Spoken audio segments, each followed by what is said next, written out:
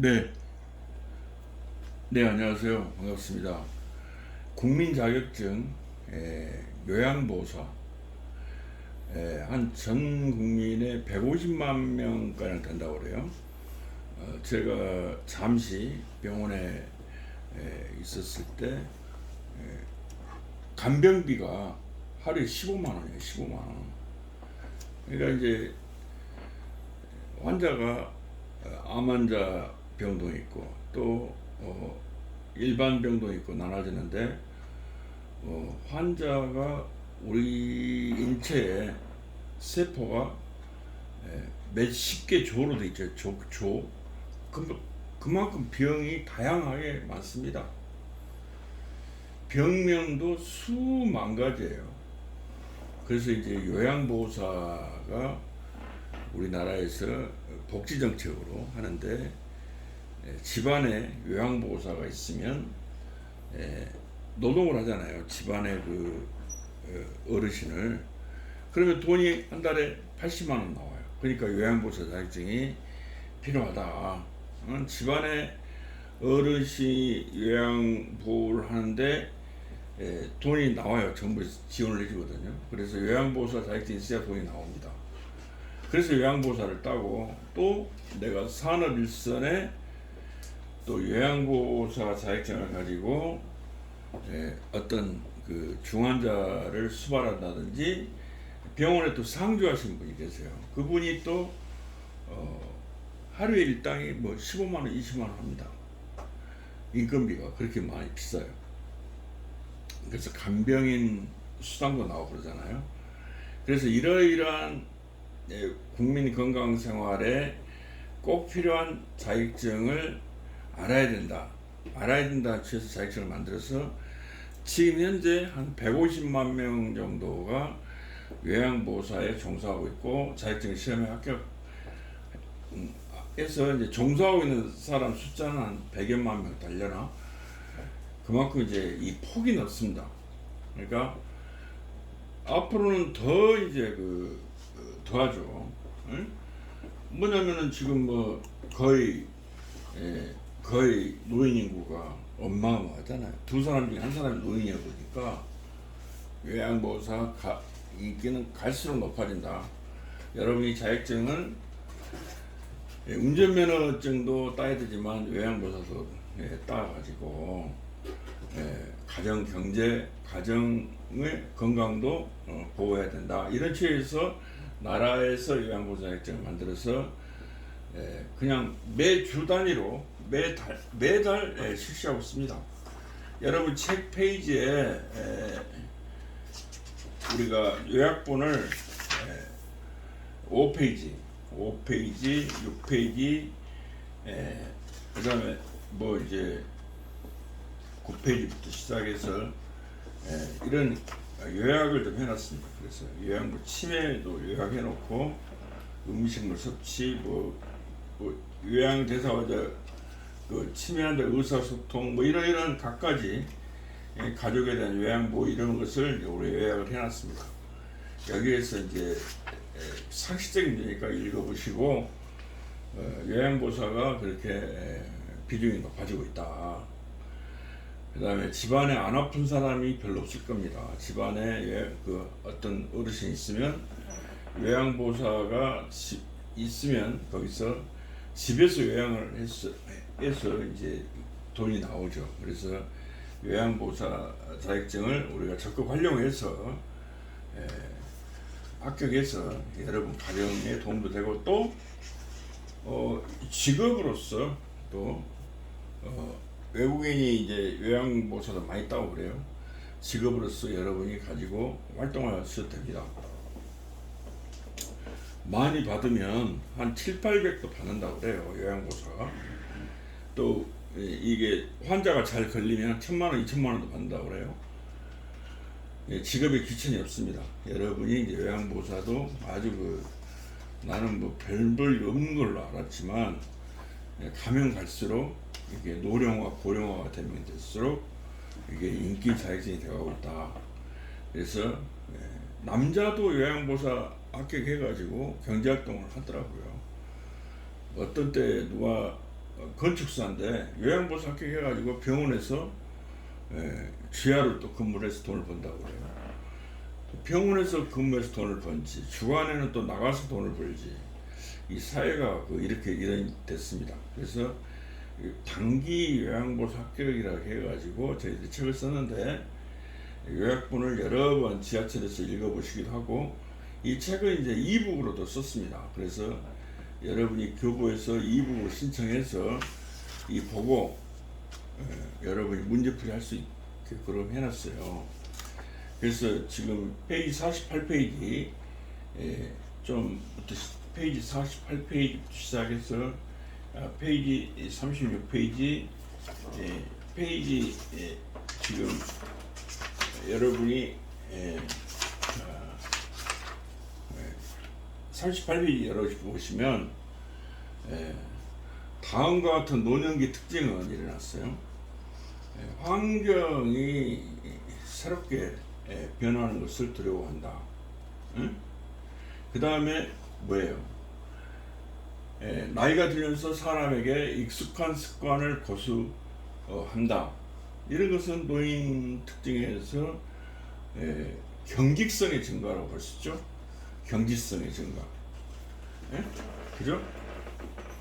그 다음에 2번 문제 볼까요? 건강한 노화를 위한 방법을 옳은 것은 뇌 자극은 주는 활동을 한다. 뇌 자극을 줘야 돼요.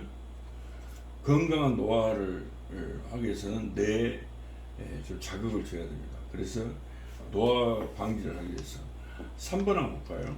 노인 장기 요양 제도의 목적은 뭐냐?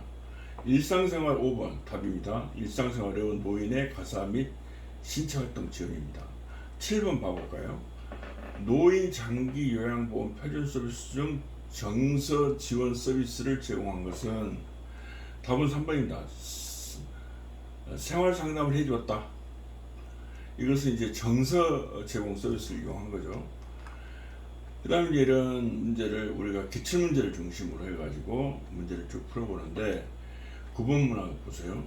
다음 내용 중 해당하는 노인 학대형의 유형은 9번에 봐요. 이것은 물건을 파손한 행위로 위협한다. 집 밖으로 나가지 못하게 통제한다. 이것은 이제 노인은 이제 신체적 학대로 봅니다. 신체적. 9번에 여러분이 보면 신체적 학대.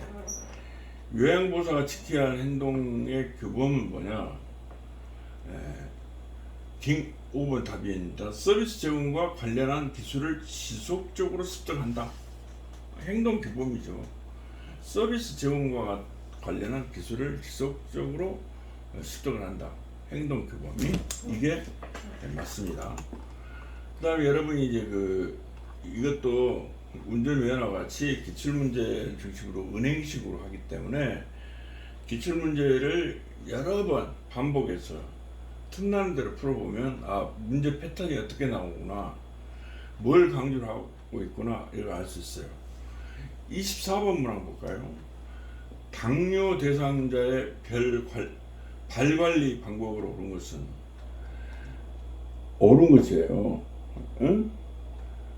당뇨병 대상자의 발관리 방법으로 옳은 것은 1번이죠. 발톱은 일자로 자른다.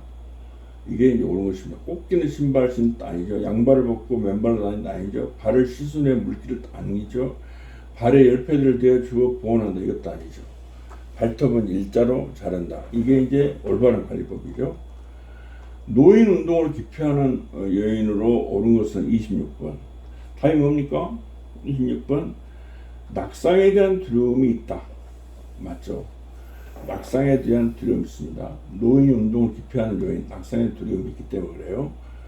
그 다음에 숙면을 돕는 방법, 28번 방법으로 옳은 것은 숙면을 돕는 방법으로 옳은 것은 4번 매일 일정한 잠자리에 일정한 시간에 잠자리를 들게 한다.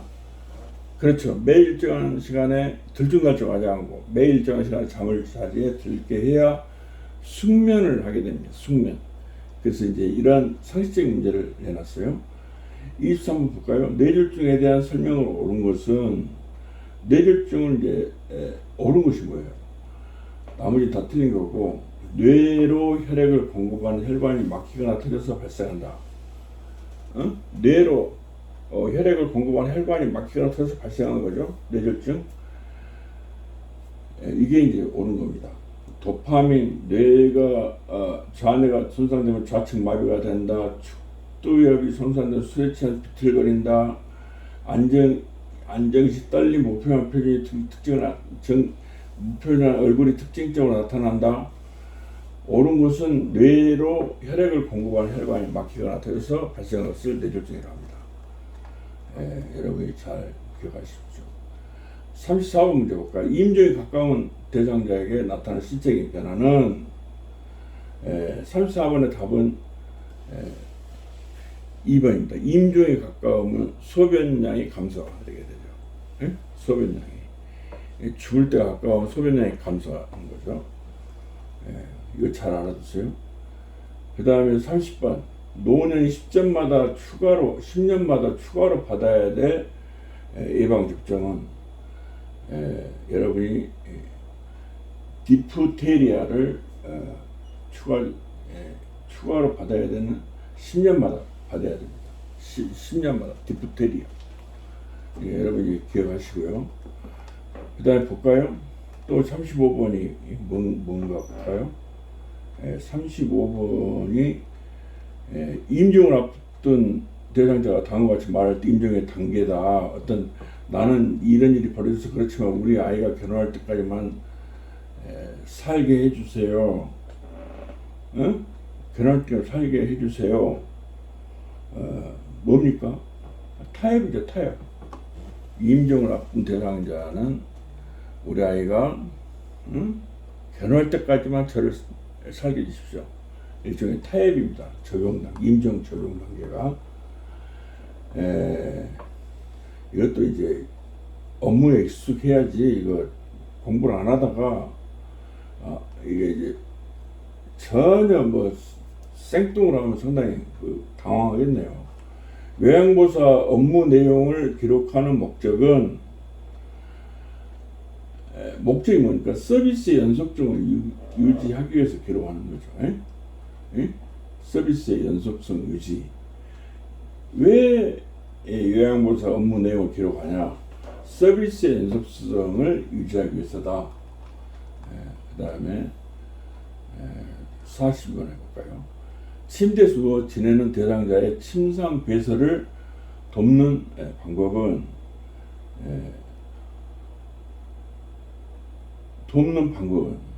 답은 3번. 항문이 변기 중앙에 위치하도록 되어준다. 침상 배설을 돕는 방법은 항문이 변기 중앙에 위치하도록 되어주는 것. 그 이제 돕는 방법이죠. 이제 배설을 무시로 집힌다.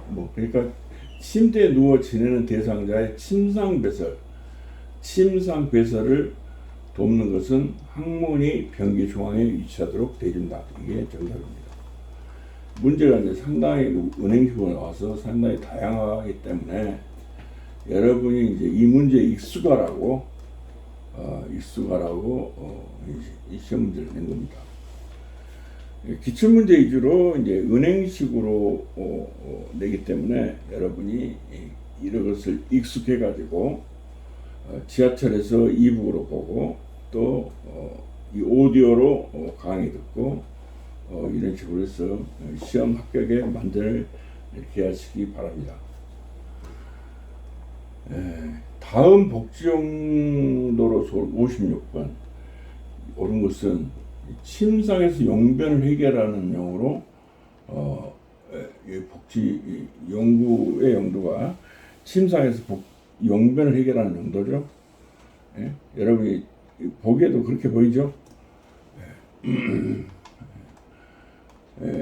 편마비 대상자가 바닥에서 휠체어를 이동할 때 돕는 방법은, 잘 보세요. 이게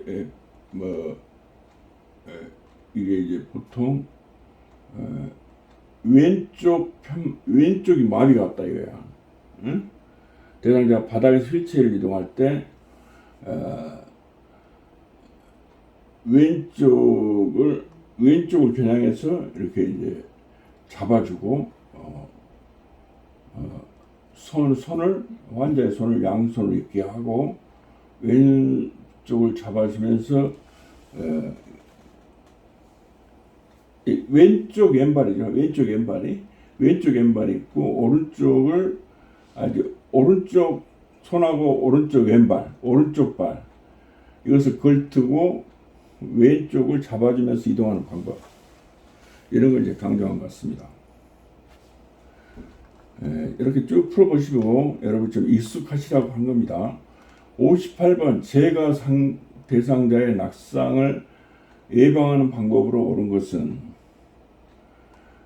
조명은 자다가 깨도 켤 수 있도록 가까이 둔다.